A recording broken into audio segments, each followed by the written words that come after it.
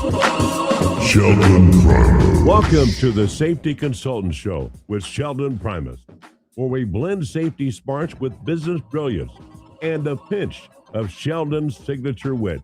Whether you're a safety pro, a fresh-faced consultant, or just safety curious, get ready for a show that'll educate, entertain, and elevate your safety game.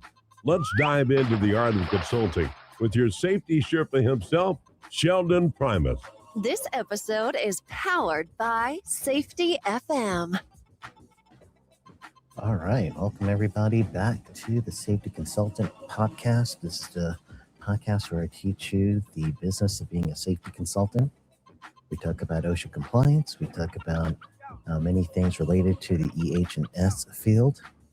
So we are all encompassing with safety and health. However, we also have some really great guests. Like last week when we had our guest, my man, Jorge Torres, was awesome. It was great meeting him and being able to actually, see the face and, be behind the Facebook friends, and then also being able to be together in that group that we told you guys about on Facebook, which is the U.S. Safety Professionals group, which is pretty awesome. I'm good.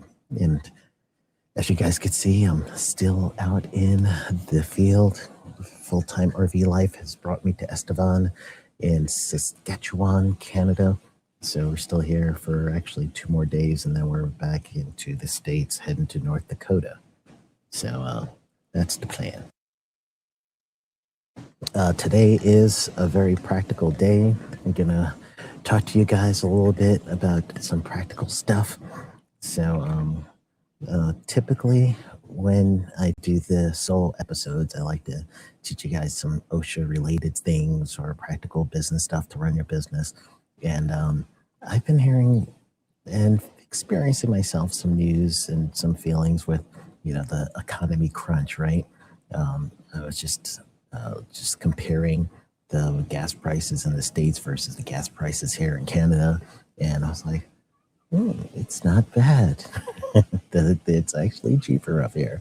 And, when you start thinking that, you and your family, you're looking and you're going through the groceries and everything else, and you're trying to figure out, all right, how should we make this our, what are we going to spend our money on this week and everything else? That's a real concern. So I decided that I'm going to dedicate this episode today to kind of give you some things to help you process through this time and thrive, if you will.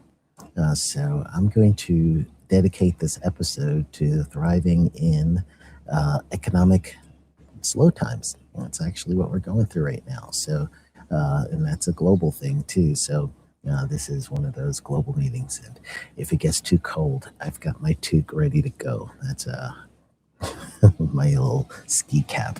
So just in case, I'm bald. So, I gotta protect that head because, it gets really cold sometimes. And I got my hoodie too. So I don't know if I'm going to finish the podcast in a hoodie, but you might see the toque come out. And it's not that cold. It's like in the low 60s or something, but I'm a wimp. So, all right. So let's take this on 2 different angles. Okay. First angle is going to be what your clients are feeling.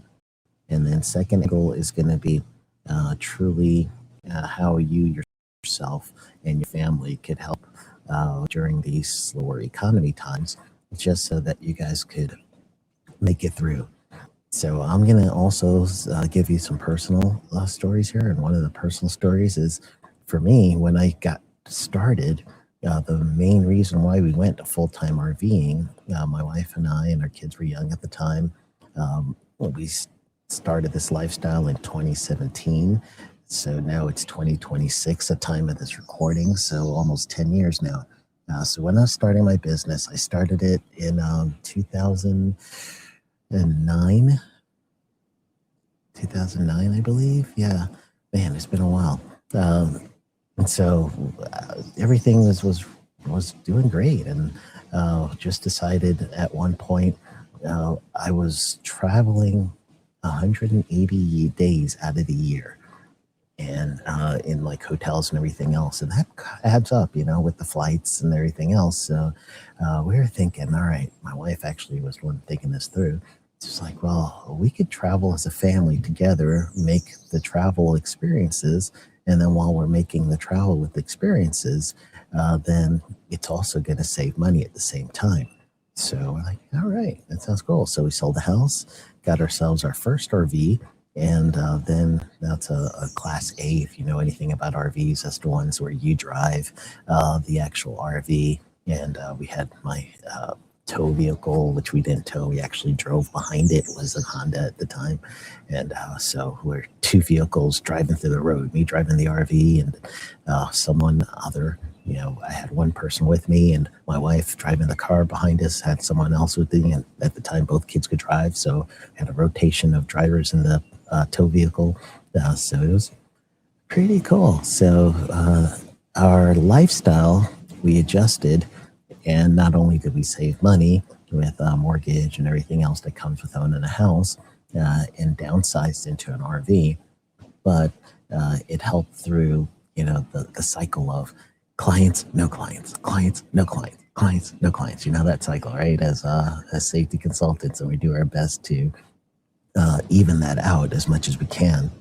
So my mindset had to change. One of the things that I did to help my mindset change, and again, I'm going to talk generally about my mindset first, and then I'm going to incorporate the topic, if you would, for the day. And I had to think about now money versus future money.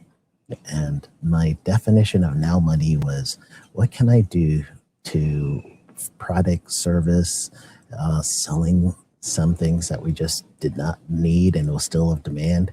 What can I do to get us money within this week? That's now money. Like right now, we need money now. How can I do now money? And when you're thinking now money, you extend your thoughts to everything, including, what can we sell on Facebook Marketplace because we just don't need it anymore. It's just hanging out and it still has value. Let's get rid of it. That's now money.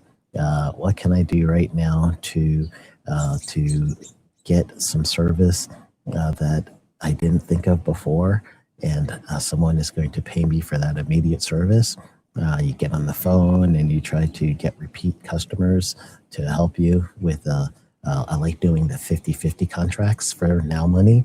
So 50-50 contracts like training or mock OSHA audit or something similar, when you do your proposal and you get your proposal made, then your 50-50 money is if you do half of the to your client, you're going to request half of the money up front, which is going to secure your time, your travel dollars, and everything else.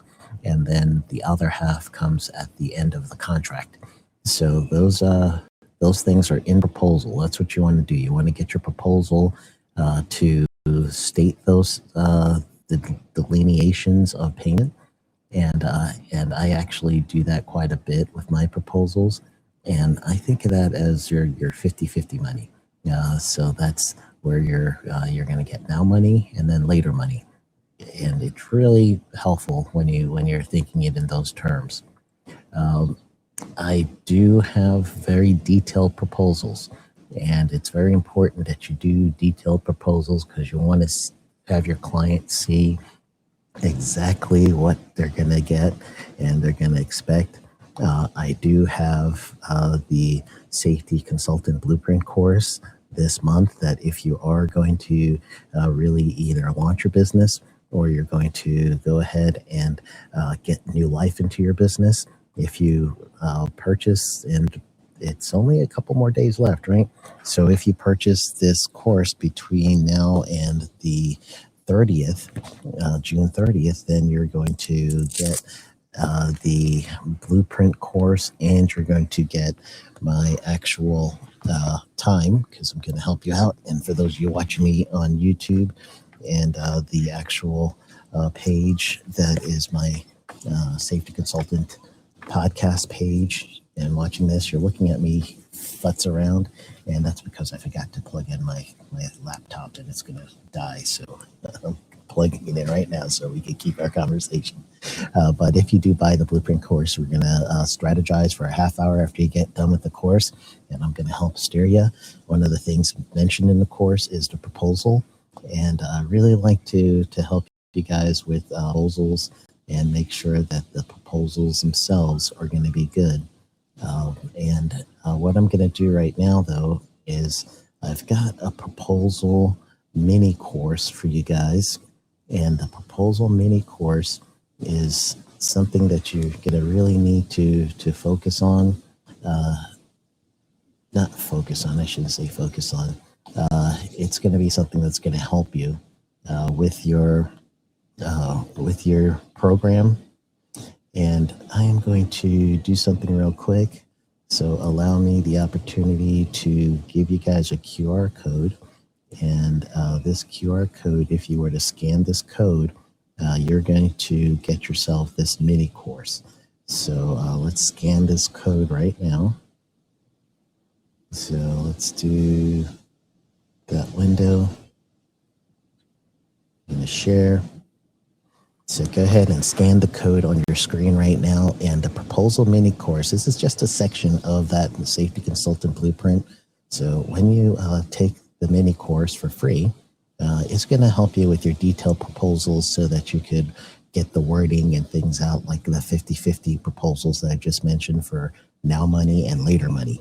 So go ahead and scan that code right now, and you're going to get the proposal for free, and you're going to get the mini course. You are going to get a template of the proposal. One of my proposals, this is a popular one that I use often, and not only are you going to get that template, but then you're also going to get the actual course, the mini course that's taken from the Master Safety Consultant Blueprint course. You're going to get that. You guys may have seen that's watching the video. Something just ran past me. Literally a bunny just like ran past me. I love this part. It's pretty cool. But anyway, so back to your 50-50 as being part of now money and then later money. That's actually one of the things I use often. So think of services that you could call past clients with, such as training, maybe even a mock OSHA audit, maybe a review for certain or update to their written programs. Things like that would be quality 50-50 type products and their services. Another thing that you could do for this economy is think about later money. So you got the now money and the later money. So later money is going to probably be things such as training. And if you're not going to do a 50-50 training contract, then you could host your own training. And if you host your own training, it's going to be open to the public, not just to your clients. So you set up a training room at your local safety council, or if you like to do online training like myself, just contact me, Sheldon at sheldonprimus.com. And I do have a training service that I just lease out that is going to be online. And we could work out what's going to look like for doing that. But honestly, might as well. You have to set it, give yourself a good 90 days, 60 to 90 days for your online events. And once you set up your online event, you'll have a payment structure and everything else. So when your payment comes in after the event, then at that point, that's your now money because you just finished the event, right? So you get your now money right there. But you're going to set up that with the future money. If you're meeting new clients and you're going out and you're looking for future money to help your business grow in this economic times, you're going to probably have to think about a minimum of 6 months. It's possible 90 days, depends on urgency for the client. But chances are from shaking hands to doing business, you're going to be looking at 6 months minimum and possibly a year. So let's say you set up a cycle of meeting new people every month. Then eventually, after you get more time into your business, you're going to have a cycle of different people that are going to, pretty much your 6 months will be up or your year will be up. And then that time from, hi, I'm Sheldon, to you start seeing my material on LinkedIn, you start looking at ways that I've helped you with free stuff. And now you're like, hey, let's get this person, let's get Sheldon on. Let's see what we can do. So again, that's going to be something that's going to take some time. So in taking time, you want to just honestly just be out there and do your best to get out and meet new people every month, so that you start that cycle, right? So that's again another mindset thing. So far we talked about my career and some of the things that I personally have to deal with to help reduce expenses and then get now money versus later money. So let's talk a little bit about your clients and what your clients are experiencing during this time frame. Okay, so what your clients are experiencing through this time frame. And another thing I want to let you know that the early bird ticket prices are still available for the Safety Consultant 101 live event that I'm going to do online. It's going to be in August, and it's going to be a 2-hour event where I'm going to work with you, and we're going to really break down some of the things related to your business and getting you started, getting your business if you're one of these people who have been in the safety consulting for a little while and you really want to get yourself jump started. So August 22nd, 9 a.m. Pacific time, we're going to go ahead and do a 2-hour event. And if you want to do that, go to sheldonprimus.com/events, and then you'll have the opportunity to sign up for that one as well. So now let's talk about your clients. So here's what the mindset of corporate buyers are during this time period. They often think of safety as being discretionary money. You've probably heard, if you've listened to this podcast for a while, you've probably heard me say that in economic times, first department to go is HR, and then the second department is safety. Some people in their experience, safety is first and then HR. But typically speaking, the employer, the corporate buyer, whoever that is going to really start thinking of how can we get rid of discretionary money and then focus on just the essentials. The people that think that, they don't understand that safety itself is something that can make you money. And we'll talk about that later, but just want to first give you the mindset of corporate buyers. So they get caught into that discretionary income trap, and they truly think that their budget should be only, and their mindset is only priorities. They may cut training programs. They may cut external consulting contracts. Those are the things that typically get in the chopping block with that mindset.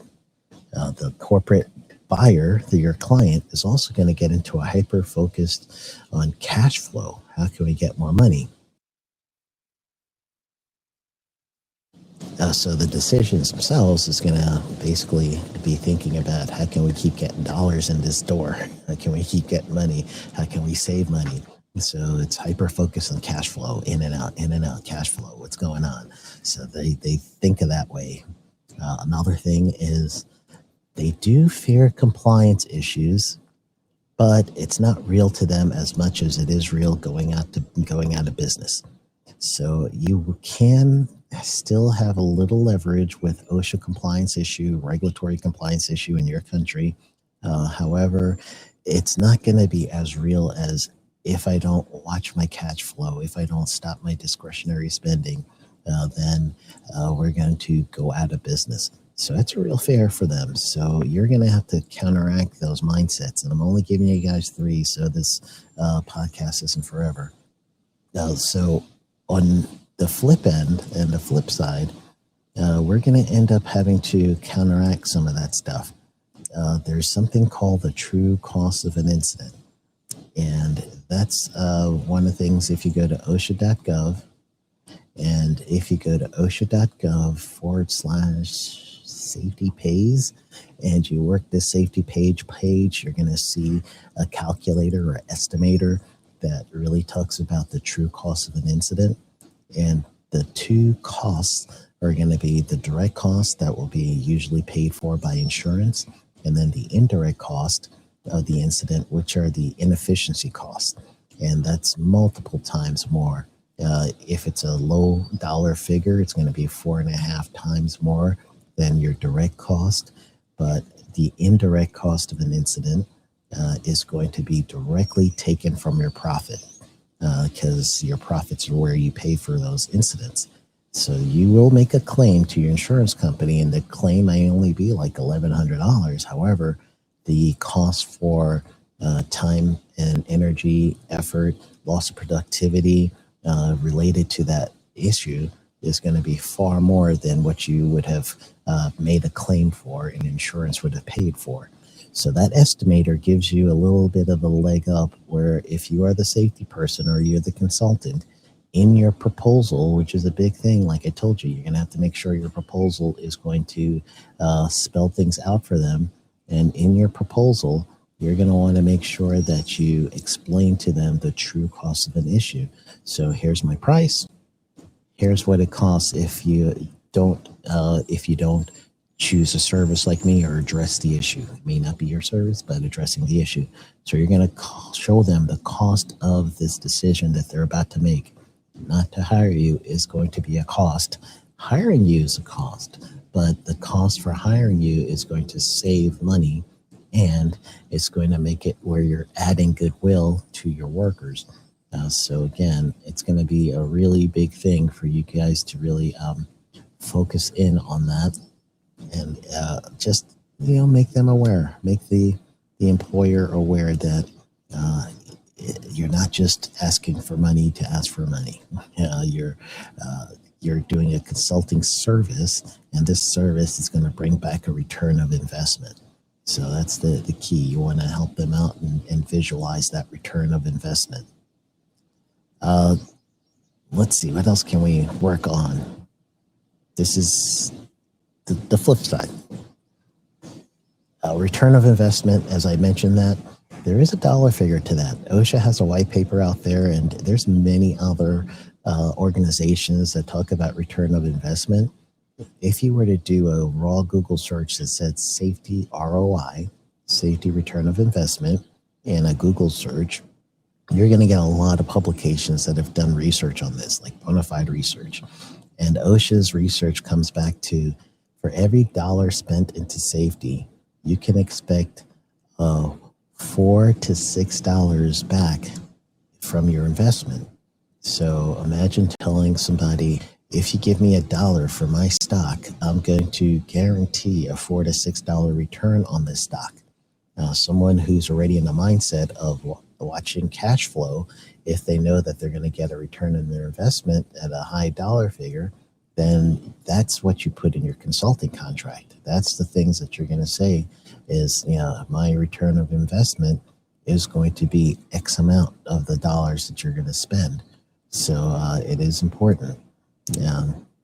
I am going to go ahead and break our third wall here just so that you guys can see the cuteness over here.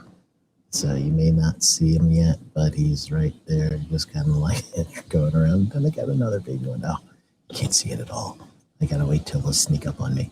But I got a little baby rabbit in here coming home, and fortunately my video is set to blur. So the further the bunnies are, the more that it blurs. So here's like 2 episodes. I already told you guys about bunnies. But they're literally like surrounding me. One that's ran past me, and the other one is right here under the table, just like little bunny nose going. Okay, anyway. So here I am talking about return of investment, and I'm going nuts over bunnies. All right, forget it. So let's get back to the conversation. Return of investment, $4 to $6 for every dollar spent.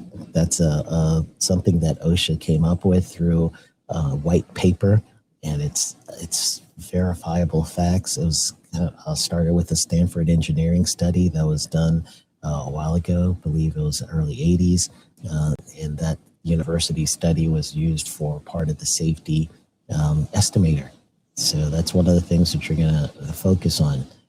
Next thing that you're going to try to focus on is in order for you to help the decision maker with your organization or your future client to use your services, you may actually need to start thinking of instead of doing a full consulting package that's going to include a mock OSHA audit and a new written program and training, you might have to start thinking of it a la carte and modular. So you're going to break down those services, allow them to pick and choose what they could afford at this time. So again, it'd be wonderful if you could do a full OSHA compliance package for us in the U.S. and you guys in different countries. Your regulatory agency full compliance package. Uh, yeah, yeah, that's holistic, and it's going to end up, if someone were able to afford a full package, it's going to keep their workers truly protected, but they may not be able to do that. So, in order for you to still keep the business and do our primary purpose of keeping workers safe, we could then break down this need a little bit at a time.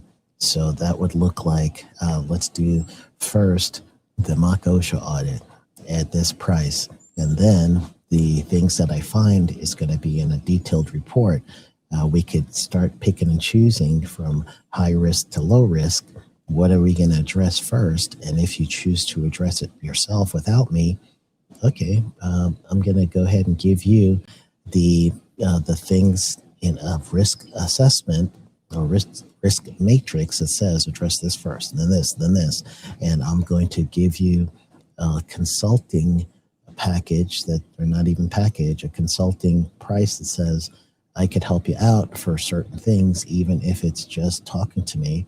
And here's my hourly rate for whoever is going to take care of these line items, have them be able to reach out to me, and here's my hourly rate for calling, and I'll be able to help you out by at least mentoring the person that's going to take care of my line items. We might be able to just do training right now. Everything else is taken care of, so here's the training. So whatever you could do, you're going to have to brainstorm as much as you can so that you could be that fractional or module safety consultant, safety director, and only focus on little things at a time, just bite-sized pieces. So that's going to make it palatable to the actual client, and it gives you some service at the same time. So